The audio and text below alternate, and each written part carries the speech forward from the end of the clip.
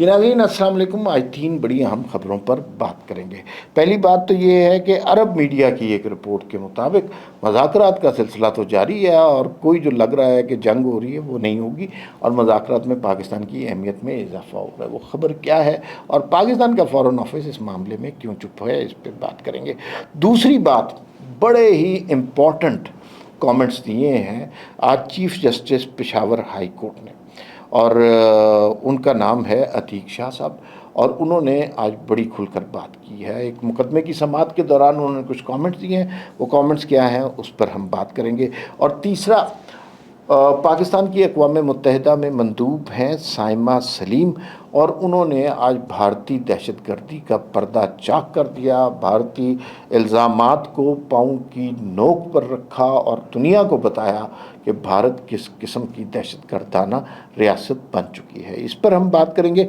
आपसे दरख्वास्त है कि इस चैनल को सब्सक्राइब कर लें, बेल आइकन को प्रेस कर लें ताकि हर वीडियो आपको बर वक्त मिलती रहे। सबसे पहले मज़ाकरात की बात। दुनिया में मज़ाकरात के हवाले से अमेरिका और ईरान मज़ाकरात के हवाले से यूँ लगा लोगों को जैसे बात ख़त्म हो गई। वो जो सुलह की उम्मीद थी वो ख़त्म हो गई, वो जो अमन का ख्वाब था वो कहीं टूट गया। लेकिन ऐसा असल में है नहीं। बज़ाहिर तो ये लग रहा है कि डोनाल्ड ट्रंप बड़ी ख़तरनाक धमकियां दे रहे हैं और वो कह रहे हैं कि मैं आज हमला कर दूंगा, कल हमला कर दूंगा। दूसरी जानिब जो है ईरान की जानिब से भी तुर्की ब तुर्की जवाब दिया जा रहा है, बड़े एग्रेसिव बयानात दिए जा रहे हैं और मामला यूँ लगते हैं कि मामला आगे नहीं बढ़ रहे हैं, अमन की कोई बात नहीं हो रही। लेकिन कल अरब मीडिया की एक बहुत इम्पॉर्टेंट रिपोर्ट आई है, उसके अंदर वाज़ेह तौर पर बताया गया है कि मज़ाकरात का सिलसिला जारी है और हतमी मुसव्विदे का ऐलान जल्द मुतवक्किल है। यानी एक तरफ तो हमें ये पता है कि मज़ाकरात हो ही नहीं रहे, हालात गड़बड़ हो गए हैं, हालात तबाह हो गए हैं, लेकिन दूसरी जानिब हतमी मुसव्विदे का ऐलान मुतवक्किल। और ऐलान कब होगा? उन्होंने कहा जी कि ये हज सीज़न निकल जाए। ज़ाहिर है हज के दौरान मुसलमानों की मसरूफियात होती हैं, तो हज के बाद उसका ऐलान मुतवक्किल है। यानी जो अमन का काफ़िला है वो तो बिल्कुल करीब खड़ा हुआ है और हम किसी वक्त भी है। और फिर उसमें एक और इम्पॉर्टेंट बात है कि ये जो हतमी मुज़ाकरात होंगे ये पाकिस्तान में होंगे। मैं ज़रा पानी पी लूँ फिर आपको बताता हूँ। देखिए, हम ये समझते रहे हैं कि जैसे मुज़ाकरात है ना, ये महल्ले की लड़ाई वाले मज़ाकरात हैं। हर मज़ाकरात पे हम उम्मीद लगा देते हैं कि नहीं अब सुलह हो जाएगी, अब दोनों मुखालिफ पार्टियां आपस में गले मिल लेंगी। ये फिल्मों में तो होता होगा, लेकिन हकीकत में ये बड़ा मुश्किल है। इसमें आप इन्वॉल्व देखिए कौन कौन है। दुनिया की सबसे बड़ी क़ुव्वत और दूसरी जानिब ईरान और उनकी वजह से सारी दुनिया की इकॉनमी एट स्टेक है। इसमें इज़राइल का रोल बहुत इम्पॉर्टेंट है, इसमें मुस्लिम उम्मा का रोल बहुत इम्पॉर्टेंट है। हम सब ने कोशिश ये की कि अमन की तरफ जाएं, लेकिन इज़राइल और भारत की प्रेशर की वजह से अमेरिका मुसलसल ईरान के ऊपर बमबारी करना चाहता है। अब सूरत हाल ये पैदा हो रही है कि अमन की उम्मीद जो ख़त्म हो चुकी थी वो दोबारा जाग चुकी है और लगता है कि मज़ाकरात होंगे। एक और अरब मीडिया ने साथ ही ये खबर की कि पाकिस्तान की अहम शख्सियत जो हैं वो बैरून मुल्क जाएंगी। आप कौन हो सकती हैं हम सबको अंदाज़ा है, लेकिन जब तक ख़त्मी तौर पर ऐलान ना हो वज़ारत ख़ारजा की जानिब से वो नहीं बताया जा सकता। मोहसिन नकवी वज़ीर दाखिला 2 दफ़ा ईरान गए हैं गुज़िश्ता हफ्ते में और एक दफ़ा तो आकर वापस सीधा बलूचिस्तान गए और वहाँ पर उन्होंने फील्ड मार्शल साहब और शहबाज शरीफ साहब को ब्रीफ़ किया अपने दौरे के मुतालिक। तो चीज़ें डेवलप हो रही हैं। तो 3 नताइज निकाले जा सकते हैं। मुज़ाकरात का अमल ख़त्म नहीं हुआ, जल्द ही मुज़ाकरात का हतमी मसवदा सामने आ जाएगा। पाकिस्तान का रोल अभी भी कलीदी है और अगला जो मुज़ाकरात का सेशन है वो पाकिस्तान में होगा। बाकी फिर वज़ारत ख़ारजा वाले बताएंगे तो उन पर बात करेंगे। अब ज़रा दूसरी खबर के हवाले से, पाकिस्तान की अक़वाम मुत्तहिदा में मंदूब हैं साइमा सलीम साहिबा। भारत ने हर दफ़ा की तरह पाकिस्तान के ऊपर कुछ इल्ज़ामात लगाने की कोशिश की, लेकिन साइमा सलीम ने उनका जो है ना नकाब उतार कर फेंक दिया और बड़ी खूबसूरत गुफ्तगू की। मैं इससे पहले कि हम उस गुफ्तगू पर जाएं थोड़ा सा साइमा सलीम के बारे में आपको बता देता हूँ। साइमा सलीम बहुत ही टैलेंटेड ख़ातून है। मैं इनको बहुत अरसे से जानता हूँ, हमारे बच्चों की तरह ही हैं और ये नाबीना है। اللہ تعالیٰ نے انہیں بصارت سے نہیں نوازا لیکن بصیرت کمال کی عطا کی ہے، اور یہ تین بہن بھائی ہیں، بہت ہی ٹیلنٹڈ ہیں، تینوں کو کی بصارت نہیں ہے، نابینا ہے، لیکن آپ اندازہ نہیں کر سکتے کتنے ٹیلنٹڈ ہیں۔ یہ آنکھوں والوں سے بہت بہتر انہوں نے زندگی میں کام کیا۔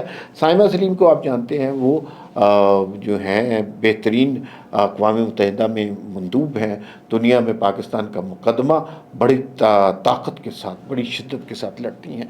دوسری ان کے بھائی ہیں یوسف سلیم، وہ بھی نابینا ہیں اور پاکستان کے پہلے نابینا جج ہیں۔ جج بننا کوئی آسان کام نہیں ہے، لیکن وہ انہوں نے کارنامہ کر دیا۔ اور تیسری ان کی بہن ہے عائشہ سلیم، جو کہ پی ایچ ڈی ہیں، انگریزی لٹریچر میں انہوں نے پی ایچ ڈی کیا اور کسی بڑی اچھی یونیورسٹی میں وہ پروفیسر ہیں، اور ان کے جو شوہر ہیں ان کا نام اویس ہے، وہ بھی نابینا ہے اور وہ بھی تدریس کے شعبے سے منسلک ہیں۔ تو یہ بڑی ٹیلنٹڈ فیملی ہے۔ ان کے والد نے بہت محنت کی ہے ان بچوں کے ساتھ، اور ان کو بھی ہر دفعہ ذکر کرنا چاہیے، ان کو کریڈٹ دینا چاہیے۔ تو بات ہو رہی تھی سائمہ سلیم نے جس طرح سے پاکستان کا مقدمہ وہاں پر لڑا ہے، اور انہوں نے دنیا کو واضح طور پر بتایا ہے کہ دنیا میں اور خطے میں عدم استحکام کی وجہ بھارت ہے، اور بھارت کی دہشت گردانہ سوچ ہے، اور بڑے انہوں نے بے نقاب کر دیا بھارت کا چہرہ۔ دیکھیں دنیا میں امن کے حوالے سے پاکستان کا نام ڈسکس ہو رہا ہے، اور دہشت گردی کے حوالے سے اگر کوئی نام ڈسکس ہوتا ہے تو وہ بھارت کا ہوتا ہے۔ بھارت وہ ملک ہے جس نے پاکستان کا پانی بند کر دینے کی دھمکی، یہ انسانی حقوق کے تمام اصولوں کے خلاف ہے، اور دنیا میں اس کے بارے میں بھارت کے حوالے سے تھو تھو ہو رہی ہے۔ اور جو وہاں کے اندر جو نچلی ذات کے ہندوؤں کے ساتھ سلوک ہو رہا ہے، آپ سوچ بھی نہیں سکتے، شاید جانوروں کے ساتھ بہتر سلوک ہوتا ہو۔ جو ایک ہندتوا کا کانسیپٹ کریٹ کیا مودی حکومت نے، بھارت کو سیکولر کا نعرہ لگوایا اور اس کو ایک شدت پسند قسم کا ملک بنا دیا جو مذہبی تشدد پر یقین رکھتا ہے۔ اور مودی خود کون ہے؟ آپ کو گجرات والا واقعہ، گجرات کا بچر کہتے ہیں، قصائی ہے یہ گجرات کا، تو وہ اس طرح کے لوگ ہیں، اور انہوں نے دنیا کو بہت نقصان پہنچایا ہے، صرف بھارت کو نہیں ساری دنیا کو وہ بہت نقصان پہنچایا۔ اچھا جی، ایک اور خبر کی جانب چلتے ہیں، بہت اہم خبر ہے۔ کے میں کیا ہو رہا ہے اس کے بارے میں صحافی بات کرتے ہیں، حکومت کی جماعتیں بات کرتی ہیں، سیاستدان بھی بات کرتے ہیں، لیکن جو آج بات ہوئی ہے وہ بہت امپورٹنٹ ہے۔ پشاور ہائی کورٹ کے چیف جسٹس ہیں عتیق صاحب، چیف جسٹس عتیق صاحب، انہوں نے ایک مقدمے کی سماعت کے دوران، جس میں چیف سیکرٹری بھی تھے اور وزیر داخلہ بھی موجود تھے، انہوں نے تو ان کی وہ کھنچائی کی ہے کہ وہ یاد رکھیں۔ انہوں نے کہا بھائی یہ 4 کروڑ لوگوں کا صوبہ ہے اور دہشت گردی کی جنگ میں جل رہا ہے اور کسی کو کوئی پرواہ نہیں۔ انہوں نے جو ہے بتایا کہ مطلب فرینزک کا جو ٹیسٹ ہے وہ کے میں نہیں ہو سکتا، اس کے لیے پنجاب جانا پڑتا ہے، گالی یہ پنجاب کو دیتے ہیں۔ دوسرا انہوں نے یہ بتایا کہ بہت سارے ایسے علاقے ہیں جہاں پہ پولیس ہی نہیں جا سکتی، کے میں، یہ میں آپ نہیں کہہ رہے، چیف جسٹس کہہ رہا ہے۔ تو یہ بڑے خطرناک قسم کی باتیں۔ اب جب ہم دوسری جانب دیکھیں، دوسری جانب وہاں کے وزیر اعلیٰ ہے سہیل آفریدی، جن کو صرف ایک کام آتا ہے کہ ٹک ٹاک بنانا، اور انہوں نے ایک ٹک ٹاکرز کی فورس تیار کی ہے جو ہر وقت ان کی مختلف پوز میں ٹک ٹاک بناتی ہے۔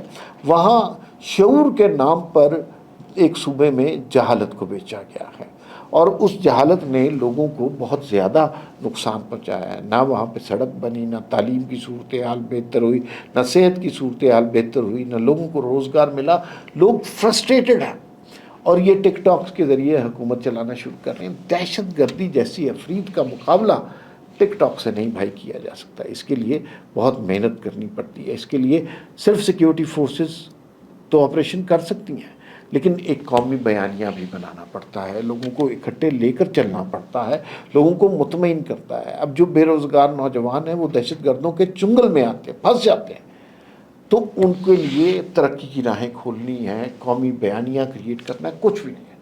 خیبر پختونخوا کے وزیر اعلیٰ اس عہد میں دہشت گردی کو ٹک ٹاک سے کنٹرول کرنے کی کوشش کر رہے ہیں۔ شہداء جو شہید ہوتے ہیں ان کے جنازوں میں نہیں جاتے، ان پر تعزیت نہیں کرتے، اس آپریشن کی حوصلہ افزائی نہیں کرتے، اپنی منطق چلا رہے ہیں جس طرح وہ صوبہ چلا رہے ہیں۔ یہ صوبہ اور ان کی حکومت زیادہ دیر چلے گی نہیں، میرا یہی خیال ہے۔ دیکھیں کیا بنتا ہے، فی الوقت اتنا ہی، پھر ملاقات ہوگی۔ اللہ حافظ۔